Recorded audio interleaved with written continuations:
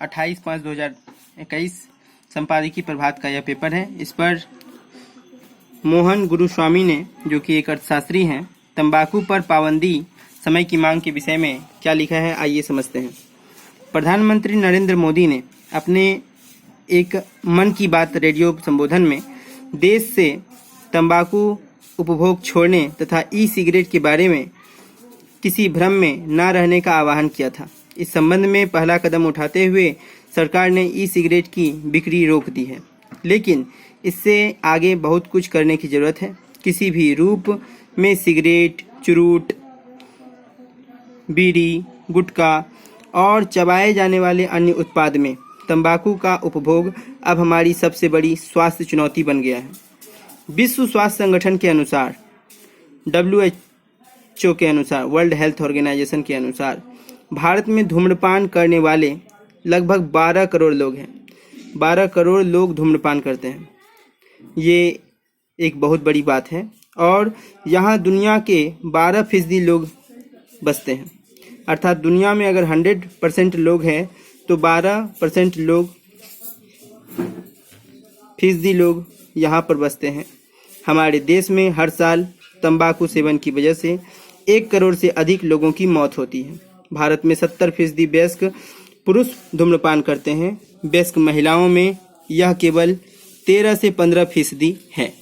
Cigarette और अन्य तंबाकू उत्पादों में करीब 30,000 करोड़ रुपए के राजस्व की वसूली होती है, अर्थात टैक्सेस बहुत ही ज़्यादा मिलता है सरकार को इससे। एक सरकारी अध्ययन के मुताबिक तंबाकू सेवन से होने वाली बीमारियों से संबंधित खर्च 1.04 लाख करोड़ रुपये से अधिक है। लेकिन आखिरकार सिगरेट उद्योग में एक अच्छी खबर आई है।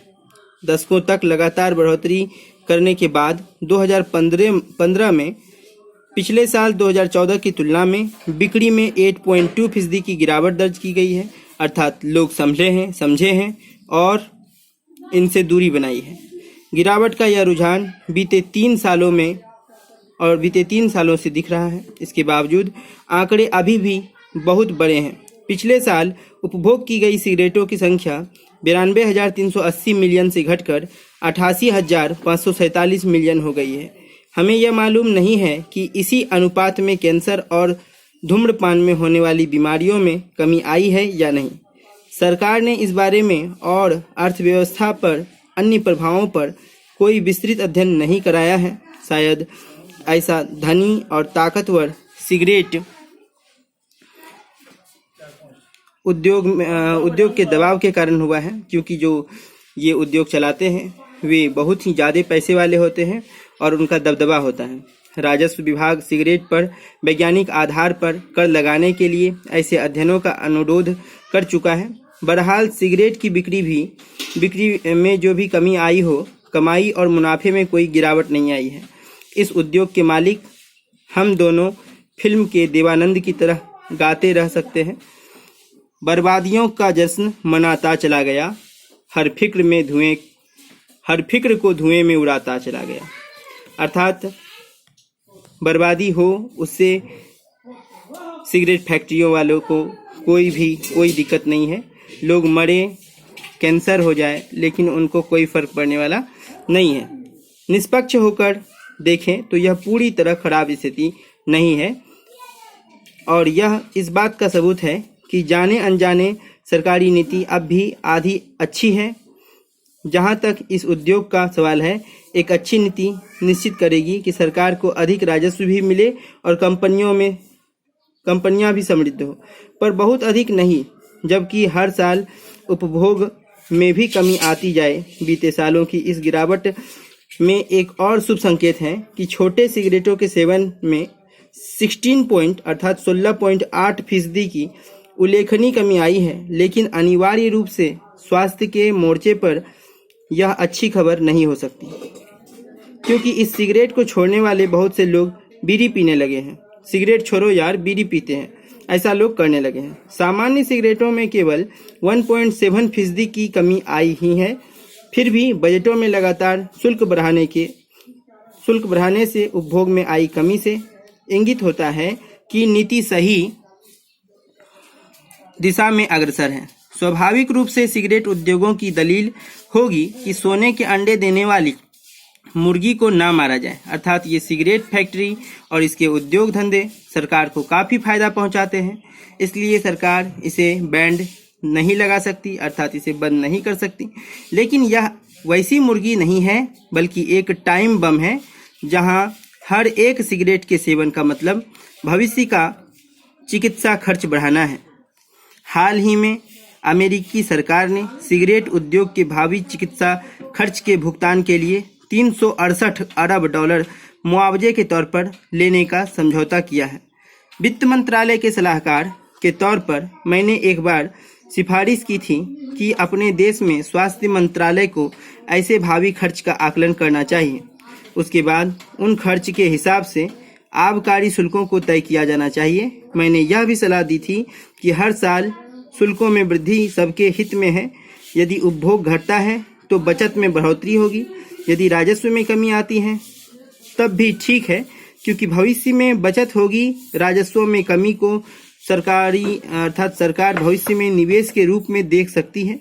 बीड़ी के व्यापक उपभोग को देखें तो भारत में धूम्रपान अपेक्षाकृत कम नहीं है। एक अध्ययन का आकलन है कि 12.5 हजार रुपये से अधिक की सालाना आमदनी से अधिक के परिवारों के संबंध 34.8 करोड़ लोग हैं। तर्क इंगित करता है कि इसी हिस्से से सबसे अधिक धूम्रपान करने वाले लोग आते होंगे। अगर यह माने कि इस इलाके के 18 साल से अधिक आयु के लोगों की आधी तादाद धूम्रपान करती होगी, तो इसका मतलब है कि हर साल करीब 6 करोड़ लोग 90 अरब सिगरेट पी जाते हैं। ये बहुत ही बड़ी बात है। किसी भी हिसाब से यह बहुत बड़ी और खतरनाक संख्या है। एक चिंता की बात यह है कि अमेरिकी कांग्रेस की जांच में पाया गया कि सिगरेट कंपनियां लत को गंभीर बनाने के लिए नियमित रूप से तंबाकू में अधिक निकोटीन मिलाती रहती हैं, और अफवाहों को माने तो भारत में भी ऐसा खूब होता है ताकि लोग निकोटीन के लत से जुट जाएं।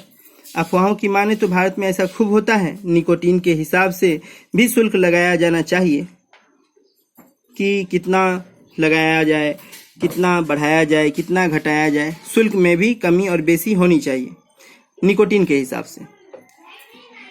सिगरेट बिक्री में कमी का एक कारण सिगरेट की तस्करी भी हो सकती है। उद्योग विश्लेषकों का आकलन है कि 30 अरब डॉलर की वैश्विक बिक्री में करीब 10 अरब डॉलर अवैध निर्यात का हिस्सा है। दस्तावेज में इन्हें वैध रूप से दर्ज किया जाता है, पर बिचौलिए अवैध रूप से इन्हें उन देशों में बेचते हैं जहां शुल्क अधिक है। एंटवर्प इस अवैध कारोबार का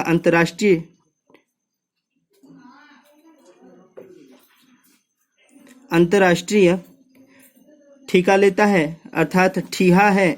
जैसे दुबई सोने का ठीहा है, वैसे ही एंटवर्प सिगरेट का। आकलनों के अनुसार भारतीय बाजार में तस्करी में आए सिगरेट का हिस्सा 2% है, तथा बड़ी सिगरेटों में यह आंकड़ा 30 से 40% के आसपास है।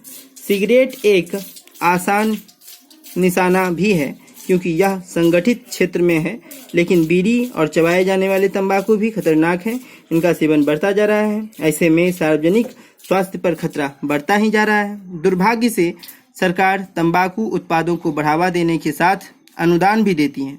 बेहद उपजाऊ 4.95 लाख हेक्टेयर जमीन में तंबाकू की खेती होती है। इसके अलावा खाद, पानी, बिजली आदि में छूट का फायदा भी तंबाकू किसान उठाते हैं। खेती के कर मुक्त होने का लाभ भी उन्हें मिलता है। सरकार को इस नीतियों की समीक्षा करनी चाहिए, लेकिन यह सब आसान नहीं है। ये लेखक के निजी विचार हैं।